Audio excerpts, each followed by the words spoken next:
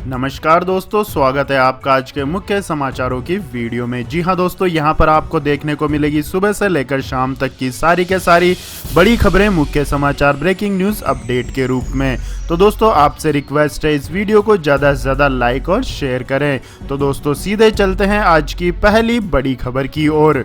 हाथरस को लेकर गरमाई सियासत, बोले योगी आदित्यनाथ यूपी में दंगे की साजिश कर रहा है विपक्ष। जी हां दोस्तों, मुख्यमंत्री योगी आदित्यनाथ ने कहा है कि विपक्ष को विकास अच्छा नहीं लग रहा है। वह देश और प्रदेश में जातीय व सांप्रदायिक दंगा भड़काना चाहता है। उन्होंने कहा है कि दंगों की आड़ में विपक्ष को सियासी रोटियां सेकने का मौका मिलेगा और विकास रुकेगा, इसलिए विपक्षी दल नित्य नए षड्यंत्र करते रहते हैं। मुख्यमंत्री ने कहा कि हमें साजिशों के प्रति सजग रहते हुए विकास की प्रक्रिया को तेजी से आगे बढ़ाना है। मुख्यमंत्री ने रविवार को अपने आवास पर नौगांव सदात विधानसभा उपचुनाव के संबंध में भाजपा के बूथ मंडल और सेक्टर पदाधिकारियों से वर्चुअल संबोधन कर रहे थे।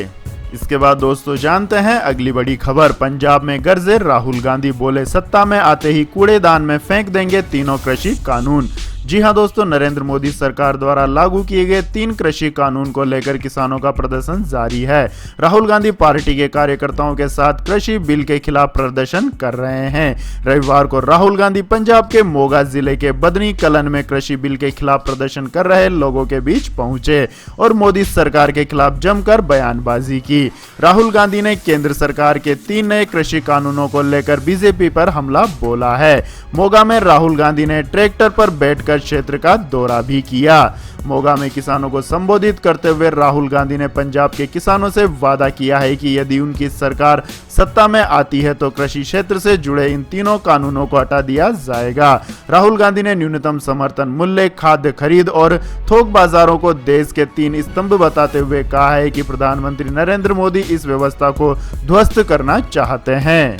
इसके बाद दोस्तों जानते हैं अगली बड़ी खबर। एनडीए में पड़ी फूट, नीतीश कुमार के नेतृत्व में नहीं लड़ेगी एलजेपी चुनाव। जी हां दोस्तों, बिहार चुनाव में सत्ताधारी एनडीए में फूट दिख रही है। सूत्रों के मुताबिक चिराग पासवान के नेतृत्व वाली लोक जनशक्ति पार्टी ने बिहार में नीतीश कुमार के नेतृत्व में चुनाव नहीं लड़ने का फैसला लिया है। पार्टी सूत्रों ने बताया है कि लोजपा संसदीय बोर्ड ने बिहार विधानसभा चुनाव के लिए भाजपा के साथ गठबंधन का प्रस्ताव रखा। लोजपा सूत्रों ने बताया कि पार्टी बिहार की 243 सदस्यीय विधानसभा में 143 सीटों पर चुनाव लड़ सकती है और वह भाजपा उम्मीदवारों के खिलाफ वह अपना उम्मीदवार नहीं खड़ा करेगी।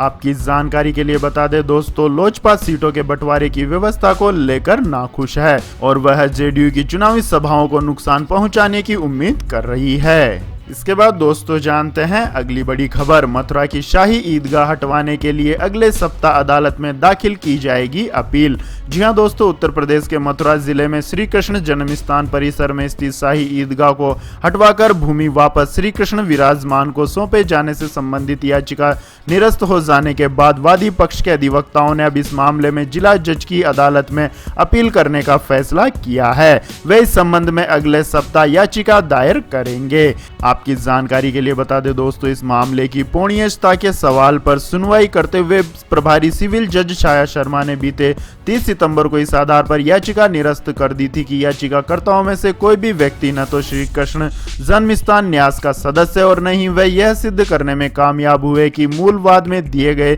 निर्णय से उनका हित किस प्रकार प्रभावित हो रहा है तथा उन्हें इस मामले में कोई मुकदमा करने का अधिकार नहीं है। इसके बाद दोस्तों रुक करते हैं अगली बड़ी खबर का। केंद्रीय स्वास्थ्य मंत्री हर्षवर्धन ने कहा, जुलाई 2021 तक हमारा 40 से 50 करोड़ वैक्सीन जुटाने का है लक्ष्य। शुरुआत में सिर्फ फ्रंटलाइन हेल्थ वर्कर्स को लगाया जाएगा टीका। जी हां दोस्तों, केंद्रीय स्वास्थ्य मंत्री डॉक्टर हर्षवर्धन ने रविवार को वायरस के बारे में बताने के लिए चौथा संडे संवाद कार्यक्रम रखा। इस मौके पर उन्होंने कहा है कि हमारा लक्ष्य जुलाई 2021 तक 40 से 50 करोड़ वैक्सीन जुटाने और इसे 25 करोड़ लोगों पर इस्तेमाल करने का लक्ष्य है। हमारी सरकार यह तय करने के लिए दिन रात काम कर रही है कि वैक्सीन तैयार होने के बाद इसका डिस्ट्रीब्यूशन सही ढंग से हो। हमारी प्राथमिकता है कि देश के सभी लोगों तक वैक्सीन पहुंचाई जा सके। हर्षवर्धन ने कहा है कि वैक्सीन खरीदने का काम केंद्र सरकार करेगी। वैक्सीन की हर कंसाइनमेंट पर रियल टाइम के आधार पर नजर रखी जाएगी। टीका लगाने में फ्रंटलाइन हेल्थ वर्कर्स को प्राथमिकता दी जाएगी। राज्य और केंद्र शासित प्रदेशों से कहा गया है कि वह ऐसे लोगों का ब्यौरा भेजे जिन्हें वैक्सीन लगाने में प्राथमिकता दी जानी चाहिए।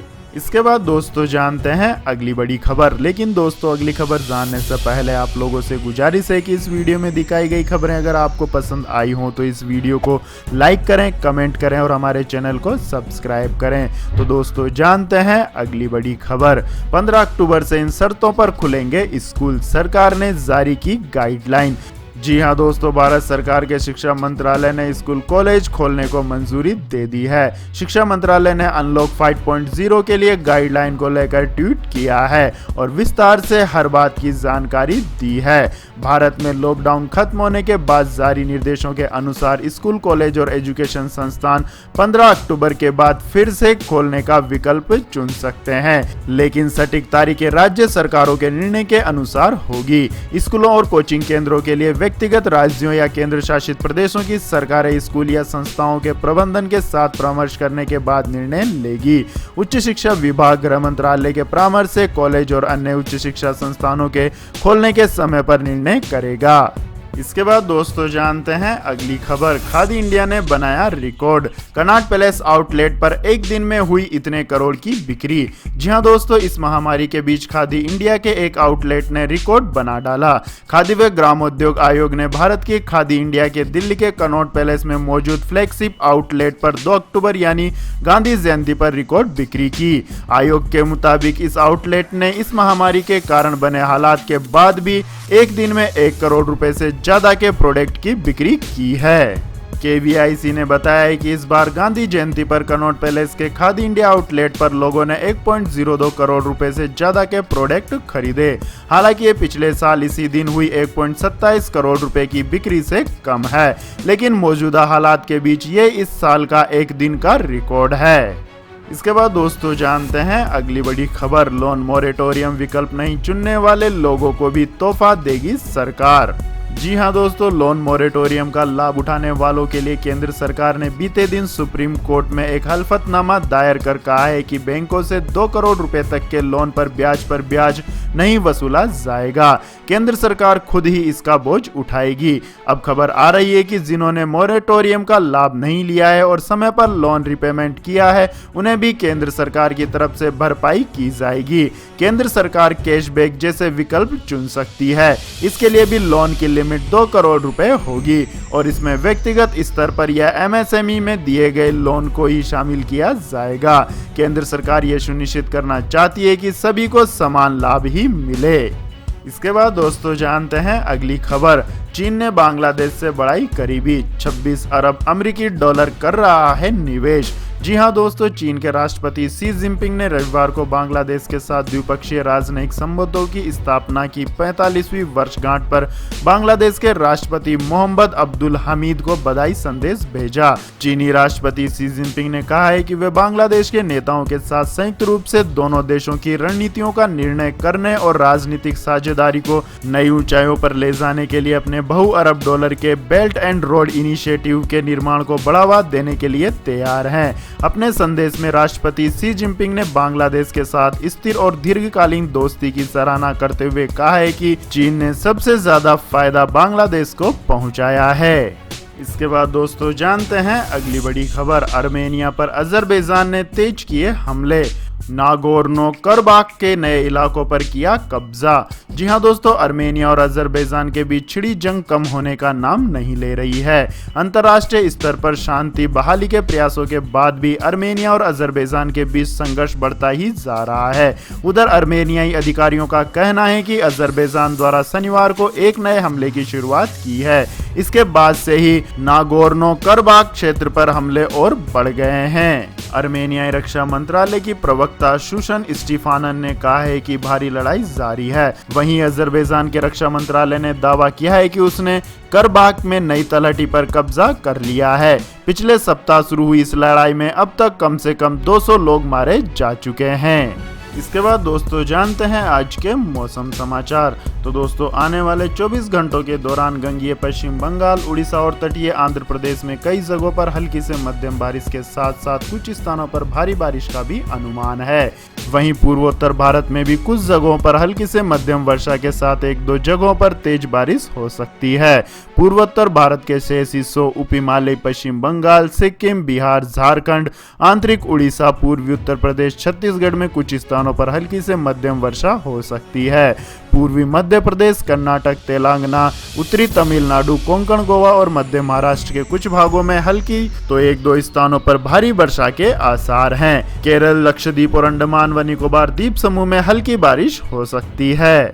इसके बाद दोस्तों जानते हैं अगली बड़ी खबर। इलेक्ट्रिक कार खरीदने पर मिल रही है 1.5 लाख रुपए की सब्सिडी, सीधे बैंक अकाउंट में ट्रांसफर होगी पूरी रकम। जी हां दोस्तों, दिल्ली सरकार अब इलेक्ट्रिक वाहनों पर मिलने वाली सब्सिडी को सीधे बैंक अकाउंट में ट्रांसफर करने की योजना बना रही है। बहुत जल्द ही इस सुविधा को शुरू किया जा सकता है। इलेक्ट्रिक वाहनों को बढ़ावा देने के लिए सरकार दुपहिया वाहनों पर 30,000 रुपए और कारों पर 1.5 लाख रुपए तक की सब्सिडी दे रही है। इलेक्ट्रिक वाहनों की इस पॉलिसी के तहत रोड टैक्स और रजिस्ट्रेशन फीस में छूट मिलती है। बहुत जल्द ही इस योजना को लेकर नोटिफिकेशन लाया जा सकता है। इलेक्ट्रिक वाहनों की खरीद के 7 दिनों के अंदर ही बैंक अकाउंट में पैसे ट्रांसफर कर दिए जाएंगे। इसके लिए सॉफ्टवेयर को तैयार कर लिया गया है और फिलहाल सुरक्षा को लेकर इसकी टेस्टिंग की जा रही है। इसके बाद दोस्तों जानते हैं अगली खबर। बदल गए रसोई गैस सिलेंडर के दाम, जानिए पूरी खबर। जी हां दोस्तों, सरकारी तेल कंपनियों ने हर महीने की पहली तारीख को रसोई गैस सिलेंडर की कीमतों में बदलाव करने की अपनी नीति जारी रखी है। अक्टूबर महीने की पहली तारीख को भी एलपीजी सिलेंडर के दामों की समीक्षा की गई और अच्छी बात यह रही कि दामों में कोई बदलाव नहीं किया गया।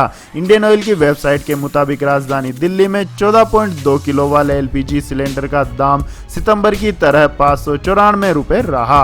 वहीं कोलकाता में यह दाम 620 रुपए, मुंबई में 594 रुपए और चेन्नई में 610 रुपए ही रहा। इसके बाद दोस्तों जानते हैं अगली खबर। एफडी पर यह बैंक दे रहे हैं 8% तक ब्याज, वरिष्ठ नागरिकों को मिलेगा ज्यादा फायदा। जी हां दोस्तों, वरिष्ठ नागरिकों में फिक्स्ड डिपॉजिट निवेश को सबसे पॉपुलर विकल्प माना जाता है। भारतीय state bank, ICICI bank, HDFC bank समेत कई बैंक वरिष्ठ नागरिकों की एफडी रेट्स पर 50 बेसिस पॉइंट का अतिरिक्त लाभ देते हैं। लेकिन बीते कुछ समय में इन एफडी दरों में बड़ी गिरावट आई है। ऐसे में आज हम आपको कुछ ऐसे स्मॉल फाइनेंस बैंकों के बारे में बताने जा रहे हैं जो कम ब्याज दर के इस दौर में भी बेहतर दर पर एफडी की सुविधा मुहैया करा रहे हैं। इस कड़ी में पहला बैंक है सर्वोदय स्मॉल फाइनेंसिंग बैंक, जो कि वरिष्ठ नागरिकों के लिए 8% की दर से ब्याज दे रहा है। वहीं फिनकेयर स्मॉल फाइनेंसिंग बैंक भी अधिकतम 8% की दर से एफडी पर ब्याज दे रहा है।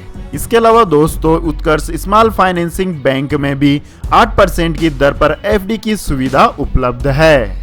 इसके बाद दोस्तों रुक करते हैं अगली खबर का। चीन अपने बाजार को लेकर दिखा रहा है चालाकी, जर्मनी ने दी यह बड़ी चेतावनी। जी हां दोस्तों, जर्मनी की चांसलर एंजेला मार्केल ने चीन को चेतावनी दी है कि यदि उसने अपने बाजार नहीं खोले तो यूरोपीय बाजारों में उसका प्रवेश भी सीमित कर दिया जाएगा। यदि कुछ क्षेत्रों में यूरोप के लिए चीन अपने बाजारों में पाबंदी का रास्ता अपनाता है तो उसके साथ भी ऐसा ही व्यवहार किया जाएगा। 2 दिवसीय यूरोपियन शिखर सम्मेलन के बाद साउथ चाइना मॉर्निंग पोस्ट से बातचीत में मार्केल ने कहा है कि हम चीन के साथ स्वाभाविक रूप से पारंपरिक निवेश समझौता चाहते हैं। हमने पाया है कि चीन में प्रवेश में कई बाधाएं हैं, इन पर भी आगे बात होगी। आपकी जानकारी के लिए बता दें दोस्तों, जर्मन की संसद को संबोधित करते हुए मार्केल ने हांगकांग मामले में चीन की आलोचना भी की थी। इसके बाद दोस्तों जानते हैं अगली बड़ी खबर। 16 अक्टूबर से शुरू होगी इंडिया की सबसे बड़ी सेल, 80% की छूट पर मिलेंगे कई सामान। जी हां दोस्तों, फ्लिपकार्ट की सबसे बड़ी festival sale the big billion day की तारीख का ऐलान हो गया है। फ्लिपकार्ट पर एक माइक्रो पेज से पता चला है कि यह सेल 16 अक्टूबर से शुरू होकर 21 अक्टूबर तक चलेगी। पेज पर लिखा है कि 16 to 21 October India's biggest sale is back. बताया गया है कि इस सेल का फायदा सबसे पहला फ्लिपकार्ट प्लस मेंबर्स को मिलेगा, साथ ही इन पर मनी सेविंग टिप भी मिलेगी। इसके अलावा सेल में नो कॉस्ट EMI का ऑप्शन भी दिया जाएगा, जिसके लिए फ्लिपकार्ट ने कई बैंकों के साथ पार्टनरशिप की है। इन बैंकों की लिस्ट में SBI, ICICI bank, HDFC bank जैसे बैंक शामिल हैं। सेल में मोबाइल एंड टैबलेट्स पर बिग ऑफर्स ऑन स्मार्टफोन दिया जाएगा। इस कैटेगरी में कई फोन की डील के बारे में भी पता चल गया है। इसके बाद दोस्तों जानते हैं अगली खबर। अब बजाज कर रही है रॉयल एनफील्ड को टक्कर देने की तैयारी। कुछ ऐसा हो सकती है बजाज न्यूरॉन। जी हां दोस्तों, auto manufacturing company Honda motorcycle and scooter India की हाईनेस CB 350 के बाद बजाज भी सब 400 CC model classic motorcycle segment में कदम रखने की तैयारी कर रही है। बताया जा रहा है कि बजाज ने नई बाइक के लिए न्यूरॉन नाम को ट्रेडमार्क करने की एप्लीकेशन डाली है। उम्मीद की जा रही है कि बजाज की यह नई bike mass market cruiser motorcycle होगी, जिसका सीधा मुकाबला रॉयल एनफील्ड क्लासिक 350, जावा होंडा हाईनेस CB 350 से होगा। तो यह थी दोस्तों आज की सभी महत्वपूर्ण बड़ी खबरें। तो दोस्तों आपको हमारा ये वीडियो कैसा लगा कमेंट करके जरूर बताएं और हमारे इस वीडियो को अधिक से अधिक लाइक और शेयर करें। साथ ही हमारे चैनल को सब्सक्राइब करके बेल आइकन का बटन भी दबा लें। धन्यवाद। जय हिंद, जय भारत, वंदे मातरम।